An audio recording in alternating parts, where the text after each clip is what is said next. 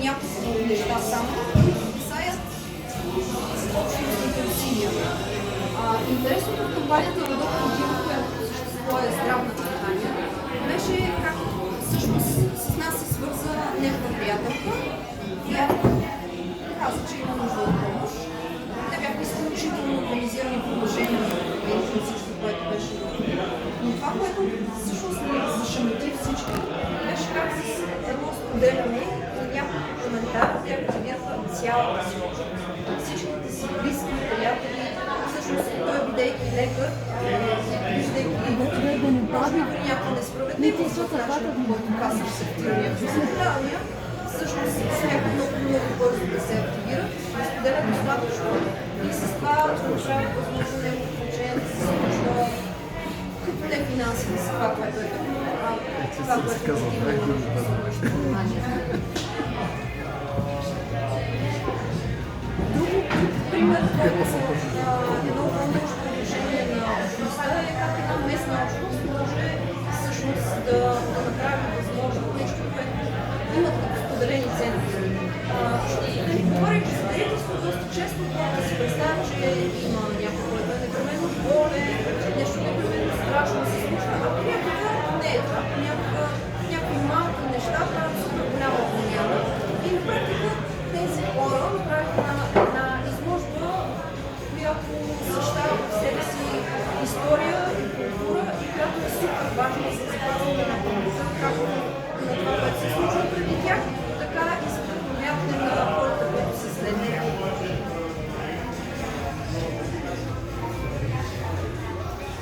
Пък тази история, не съм сигурна, че съм човека, който да я разкажа, защото тази кампания е една от първите, много преди аз да чуя за БГ. Нещото, което нея е супер впечатляващо, е всъщност колко устойчив е човешкият дух и колко много перипети може да преминава и как в моменти, когато е истински тъмно и страшно, пак се намира начин да се изправи и да продължи.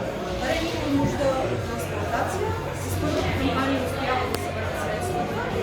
Обаче, донор, който е бил предпиран на среща нас да участва на нещо, се случва нещо.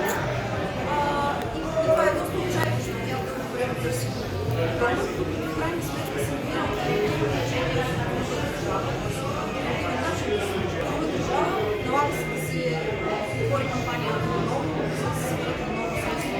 Имаше моменти, които беше изключително демотивиране, защото това не е нещо, да се случва за ден, за два, за три. И моменти, в които се изправяше днес, когато всъщност сигурно има много неща, но вече средствата за лечението не са част от тях. И това е благодарение на БГ.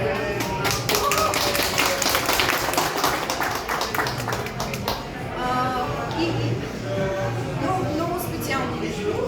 2023 година през декември, заедно с Тани, заедно с Марияна, среща се с едно моето младо дете, което дори не беше толкова лет.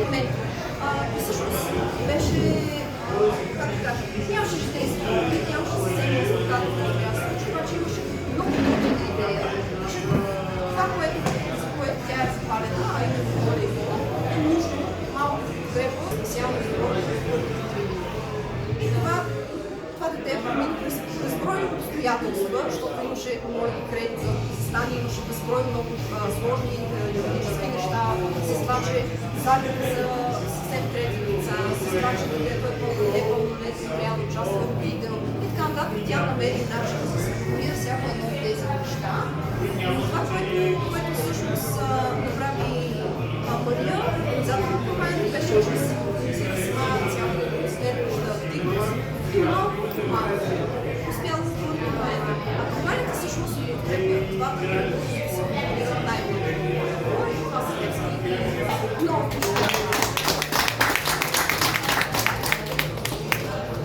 това е любимата кампания на хора. Заради факта, че с нас се свързаха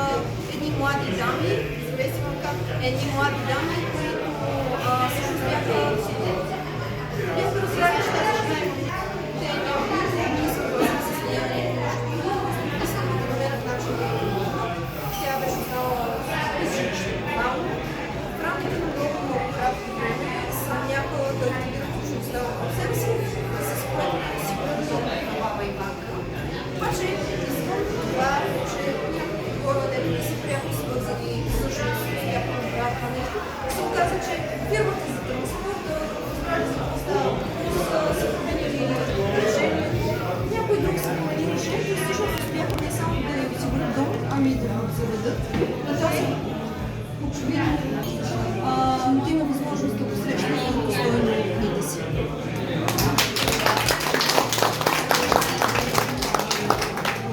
И понеже тези неща са много хубави и като виж и пишат всякакво постоянно, се вдъхновяваш. И някои от нас се вдъхновяват повече от други от нас. Например, ето, млада дама, който я познава, тя е стара. Това е стара по принцип. И други работа. За който я познава, това е стара, че тя която да дозволят с самото начало в юридическия екип на научихме тази година, че тя всъщност е художник и направи изключителна изложба, която средствата, които беше определила като стойност за партньорите си, даваха възможност да придобиеш картината срещу дарение от избрана от теб кампания в ТПБГ, което беше изключително креативно, вдъхновяващо и всъщност да се прави много пари. Така, пари обаче дават толкова много хора да мислят за това как всъщност нас да младежки стани. И много хора тази година бяха много добри към БГ. Например, хората от IT и поканиха на всички събития. Ние отидохме, на които можахме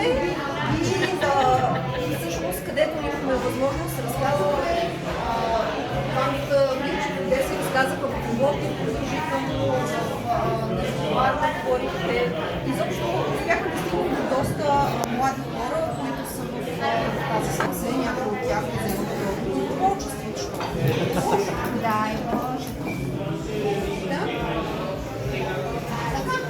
и сега, понеже нещата никога не са само европейски. И розовите ги оставяме да и това.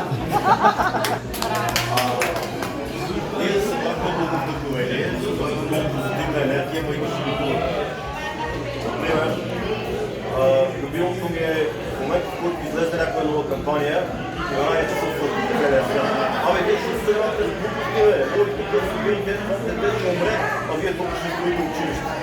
Защо е подялата? И това се случва едно. А точно едното добро и другото добро нито си пречи, нито си конкурира. Всеки прави това добро, за което има сили, това, което му е на сърце. Това ние българите, като че ли малко не го разбираме, имаме нужда още да се учим, обаче леко по леко нещата стават всеки ден. И това е само първо. Има доста такива времето ни е малко и ще говорим повече в дискусията и не искам да съм пречката аз между вас и главата дискусия, но, например, ако знаете колко често срещаме искания от организаторите от Тикона, защо не промотирате моята кампания? И защото не е честно, защото ние имаме 40-50 кампании, нямаме право да фаворитизираме, нямаме моралното право, нямаме моралното право да фаворитизираме тази или онази, както на мен, на нея или на него или на който да го хареса. Просто не е честно. Идват други хора и казват, абе, как да ги одобрявате, как ги проверявате тия кампании? Или ние кои сме? Танц, прокуратурата, следваща полиция, не знам, кой пъгъл не знам да се стежа днес. Затова имаме един процес, който е достатъчно добре помислен и годините показват, че е достатъчно добре работещ. Така че дарителите, дарявайки, да имат някаква доза спокойствие и някаква доза доверие в това, което се случва, в това, което организатора е направил. И тук искам да сложа един голям акцент върху ролята на организатора. Организаторът е този, който подготвя кампанията, този, който я създава, този, който я промотира, този, който я отчита, този, който всъщност се грижи за това бенефициента да получи и да изразходва средствата по предназначение. Много е важно, успеха на нещата зависи от добрите организатори. Да си организатора до времето е трудно и лесно. От сметка на това е сравнително просто. Организатора има 3 ангажимента и едно обещание. Трите ангажимента са следните. Когато прави нещо, да се отговори на въпроса, това морално ли? Отговор е да, продължаваме да топ. Вторият въпрос е, това законно ли? Отговор е да, продължаваме да топ. Не може да си представите колко организатори идват и като ги питаме, това законно ли? Те казват, не съм го мислил, не знам. Отива проверява, които си казва, не. Последно беше с прекрасната идея да направим една детска занимание, която да правим изкуство и така нататък. И го каза, че не е законно. Значи първо морално, второ законно и трето, това безкористно ли. Защото случва се някой да си представи, че от парите, които дарителите дават, той може да вземе нещо за себе си, да се облагодетелства по някакъв начин, основно финансово. Затова 3 са нещата, които организаторът трябва да отговори първо сам на себе си и след това пред дарителите и чак тогава на нас. Ние не сме важни. Важен е той самия, собствения му морал и дарителите, които ще гледат кампанията. Морално, законно, безкористно. И след това има едно обещание, което дава. Но не на нас, ние не сме важни. Дава го на дарителите. Обещанието е да бъде прозрачен. Прозрачен преди парите, прозрачен след парите.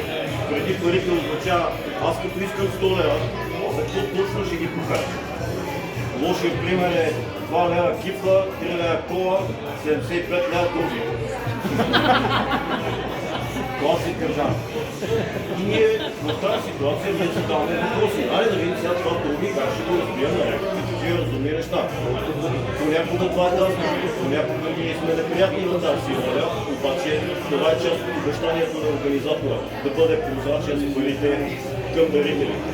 И след това, когато парите се получат, идва другото обещание за прозрачност. Айде като го потвърдим, веднага да кажем на всички, така ги потвърдим. Това е фактурата, толкова дадахме на тоя, това е резултат. Толкова е просто. 3 въпроса, едно обещание. Едно е по-голям. Има е много честно. Всъщност, организаторите са тези, които карат колелото да се върви. Аз мечтая за свят, в който всеки ще организира нещо това. Аз ще събере 1500 лева, за да подписвам програмата на училище. Това кампанията на Баба Иванка ми е една от любимите, защото там някой се погрижи за съседа си с една малка фирма. Това отваря врати, отваря пътища, това е начин на мислене. Това за нас организаторите са много важни и искаме да има колкото може повече организатори. Изказвам на вас, разкажете му на всички, организаторите са важни, станете организатори. Благодаря. Не знам как се пляска се на ръка. Браво! Браво! Браво!